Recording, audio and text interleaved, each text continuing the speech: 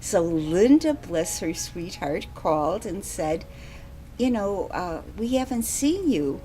Are you okay? And I said, not really. She said, well, have you anything to eat? And I said, no. And she said, we'll be right over. And so one of the drivers came, and that happened twice in the month of January. So to say they're lifesavers, without a doubt. So there's a lot out there for kids to get in trouble with, and there's not a whole lot of direction out there, and just trying to be a positive role model and even just letting them know you care means a whole lot. For the den, there was a lack of things to do in Maple Valley. There really wasn't a place to hang out before this. If the community center wasn't here, this wouldn't be a place to go at nights, and I don't know where they would be, but probably not anywhere good. We have a couple of boys who are basically homeless. They have been adopted by the den, and we provide them with food when necessary, with compassion, and with a listening ear and a hug every once in a while. I was a flight attendant for 18 years, and I started having panic attacks on the plane. And I had to quit working, and it got to the point where all I could do was get to the community center. Basically, my daughter had play and learn 2 days a week, and I couldn't even drive. It was just horrible. But I'm like, you know what? I can drive to the community center. I can get down there.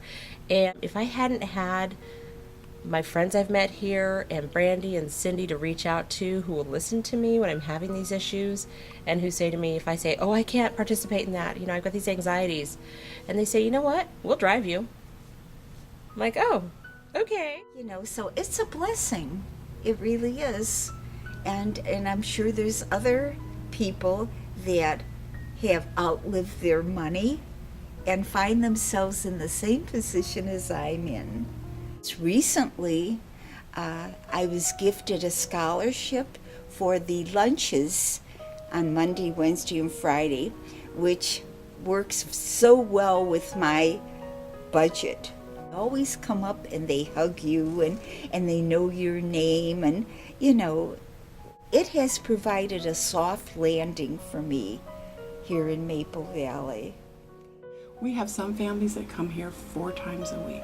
They're here every day that the door is open. We often hear about people come in and think, we're cheating on you. And you're like, what do you mean you're cheating on us? Well, after Play and Learn, we get together with other people in the community. And if I'm here, we went to McDonald's, or we had a play date, or all of our families got together and had barbecue over at somebody's house for 4th of July. So that's what we're trying to do. That's part of our mission, is to keep people from being isolated. We discovered that I had a tumor in my tibia.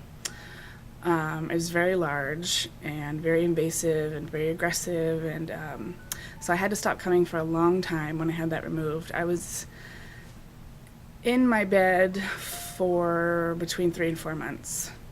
So it was a really, really hard time, and had to learn how to walk again. There's this coming on and off. I had 2 removal surgeries by then because the tumor kept coming back. I had just found out that the tumor metastasized to my lungs. We went to toddler time in the park, and I was just kind of sitting around feeling miserable. And Cindy spotted me and came over and started talking, and I just spilled everything out and just told her. I hadn't told anybody really, and she asked me if I wanted a hug, and she was just so warm and sweet, and it was really helpful. And the community center gives people an opportunity to get out and to be with others and not self-isolate. It's too easy to stay in your little house and just really not do much. I read this great article about this group of women in Seattle, and they all got together and they traded their clothes. And I think, we've got so many families, so many parents in Maple Valley, we could do that too.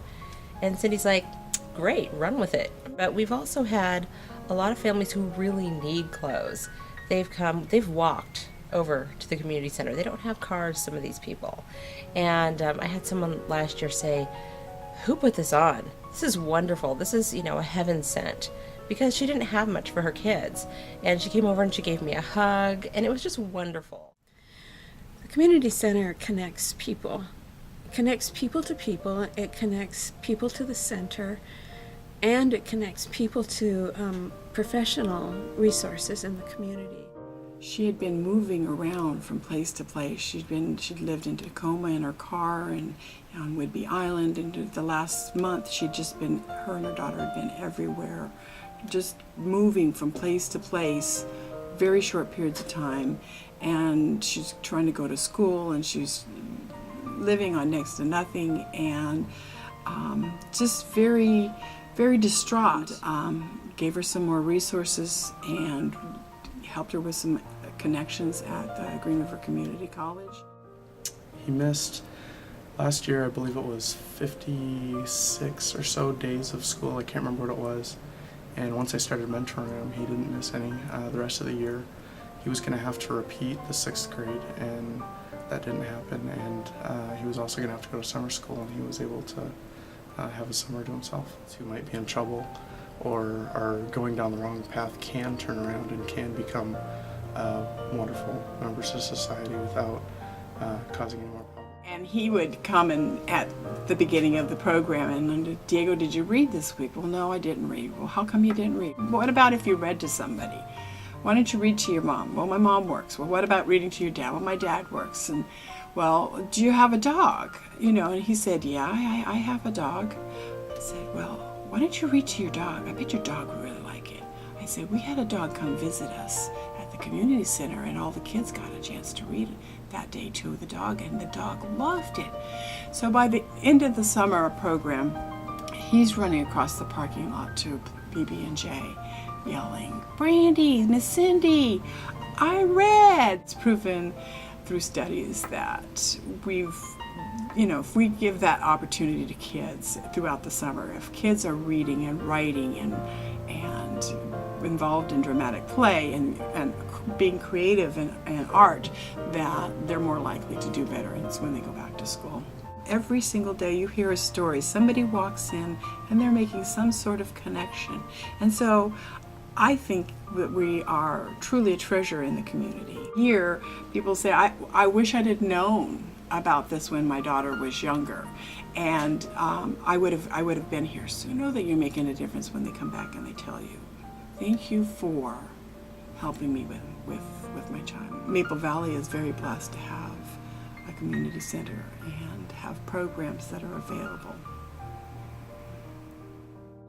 Every opportunity you have to give only comes back in your own life in some way.